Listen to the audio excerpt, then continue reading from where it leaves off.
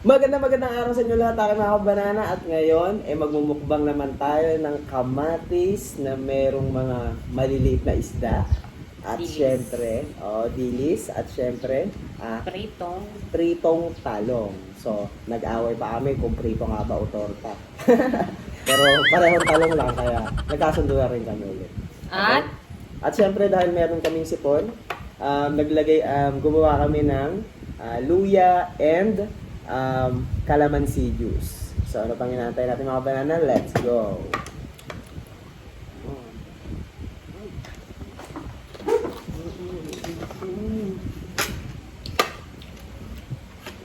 One rice lang ako.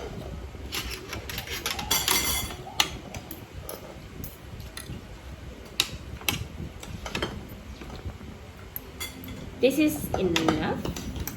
Enough.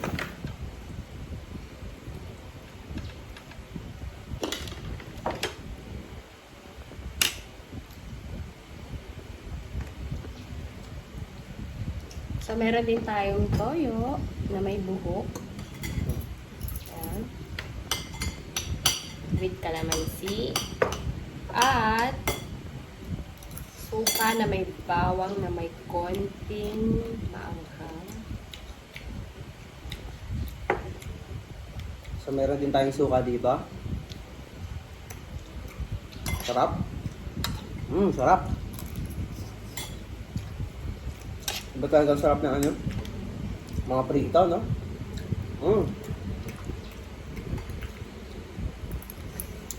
Pang ano to eh. Ano yun? Yung ano? Yung. Yung ikamay. Mm. Yung ilalagay sa lamesa yung food.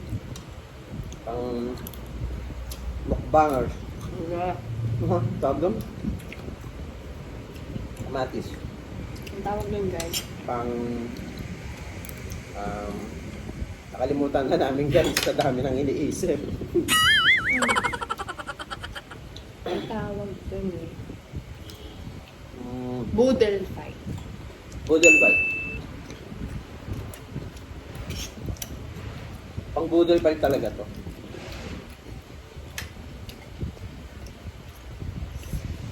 Mali pala. Hindi pala dapat. Tapong bagal na. Tinakpan mo. Yanig sa video. Sabo ba to? Kasi kahapon, Mm. kaya namin eh. Okay.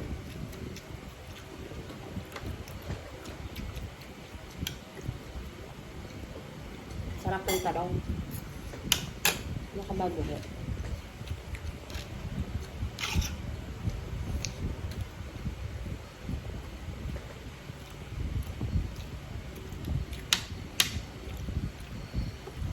Sino yung mga bata dyan ang kinakain ng nagulay ay talong.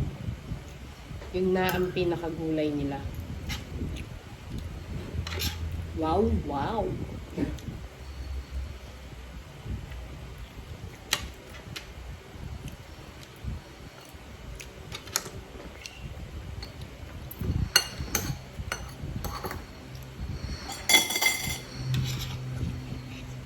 Ano ang kamatis? Prutas o gulay?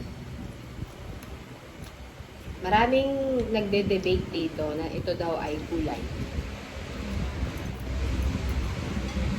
Ay! Hindi pala gulay, prutas. Kasi gulay siya, di ba? Pagkakalam natin, gulay siya. Pero, sa pala ay, Prutas. paano mo nasabi? Sabi. Ay, zero eh. Tatay. Yan.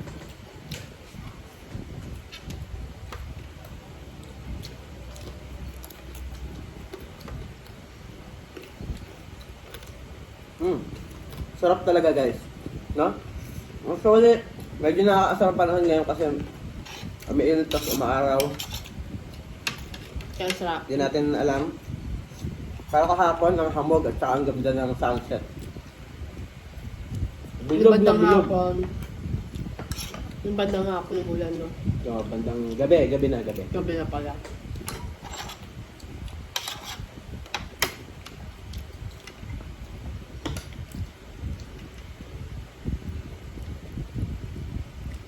Para naman siyang uod.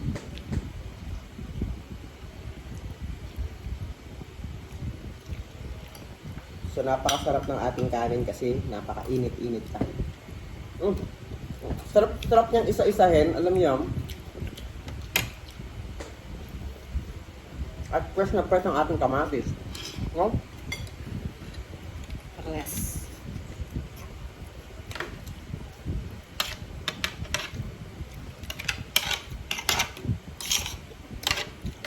Maliliit na yung ginawa. Malalaki na yung ginawa ko kasi para masarap.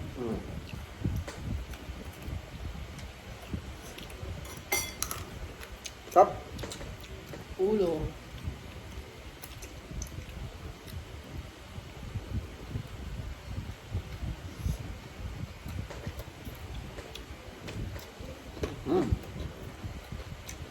Ayun. Ano? Nagdadab yung isda, oh.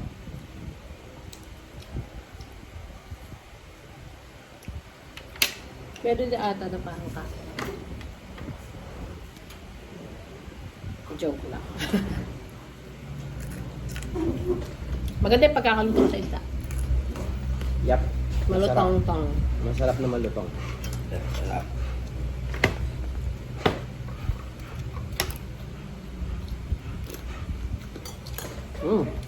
Napakasarap.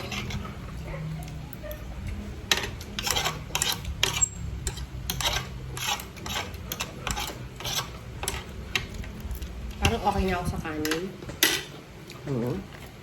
Kawapak na lang ako. Good. Sarap niya papakan.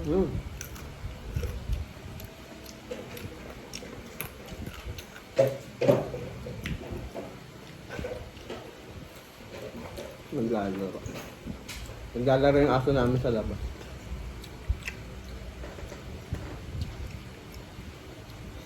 Maganda daw to sa cookies. Kamatis. Mm. Masarap ang kamatis, guys.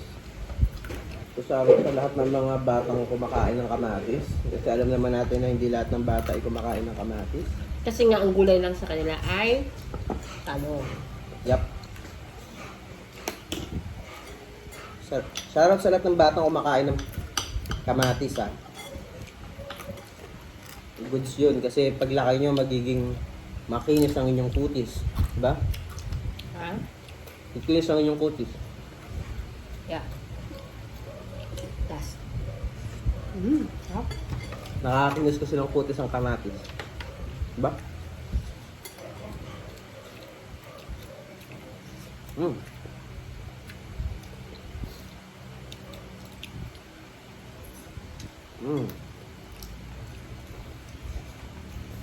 So, kumain yung mga kinaano eh. Yan na yung mga dinidisplay sa ano eh. Sa restaurant eh. Mga ganito, diba? Oo, tapos nilalagyan lang nila ng design. Para mahal na. Lalo na sa mga buffet. Para magmukhang mahal, no?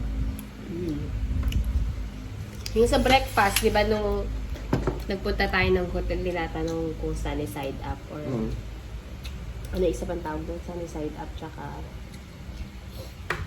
Sunny side up. oo, tsaka fried. Diba may dalawang klase ng luto ng itlog. Kumbaga pati yung pangalan. Sa atin yung may pula lang. Sabi natin may pula, Tsaka malasado. malasado. Sa kanila hindi. Ito guys, Fried egg. Sunny side up. Kailangan social. Paano naman nabas yung problema ko?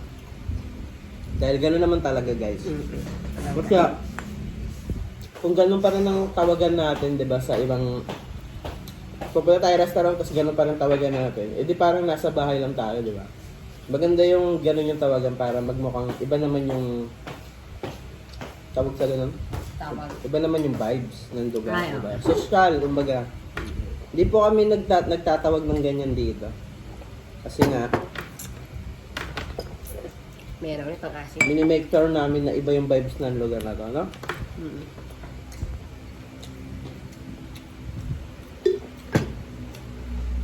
Oh, pati sa lalamunan. Sarap to. Masarap to. Sarap. Inom ka. Hmm. Ano na siya, ano Matik na na eh. Ano na siya eh, tunaw na yung mga plema ko eh. Naglalabasan naman siya ngayon. Kaya kagabi, sobrang kati na nalamunan ko. Ito po ay... Teka. Ang tawag dito? Ito po yung may luya na may... Kalamansi, na may konting sugar. Kasi nga guys, may sipon. Kami, pareho. Maganda sana, hindi sugar. Honey. Sarap. Ang maganda sana guys, honey. Kaso, Sarap. wala kaming honey.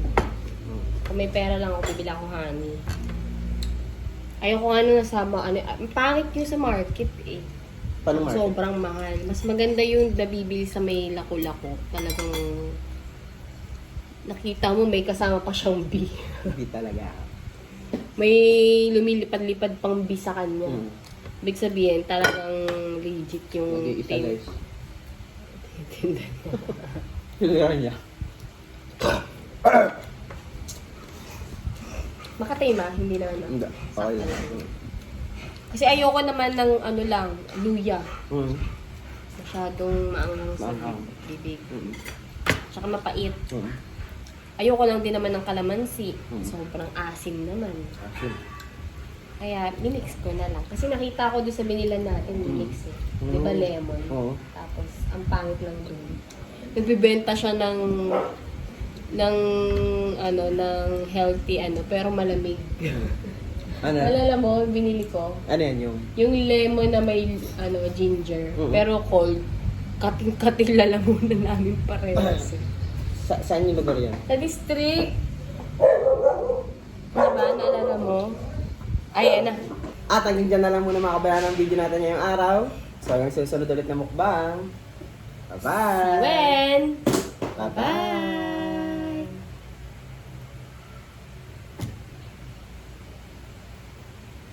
Bye!